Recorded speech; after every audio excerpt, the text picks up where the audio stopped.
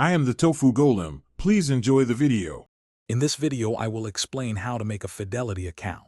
First, decide which account best suits your needs, whether it's for investing, retirement, or saving for a child. Next, have your social security number, employer details, and bank information ready. You'll also need to consider the initial funding amount, which can be as low as $0 for some accounts, or a minimum of $500 for others, depending on the account type you choose. Fidelity offers various account types to match your financial journey.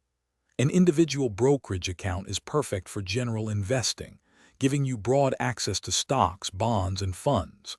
For retirement savings, consider a traditional or Roth IRA, which come with specific tax benefits. If you're saving for a child, a custodial account like a UGMA or UTMA allows you to invest on their behalf until they reach adulthood. Once your account is open, funding it is straightforward. The easiest way is to link your bank account for electronic funds transfers, which typically takes 1 to 3 business days. You can also deposit funds by mailing a check or initiating a wire transfer from your bank. For those moving investments, Fidelity makes it simple to transfer assets directly from another brokerage firm, often without any fees.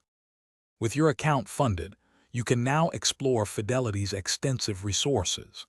Utilize their research tools to find investments that align with your goals.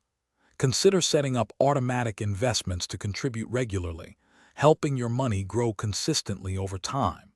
If you ever have questions or need guidance, Fidelity's customer support is available 24 hours a day, 7 days a week, to assist you. Thanks for watching. Consider subscribing if we helped you today.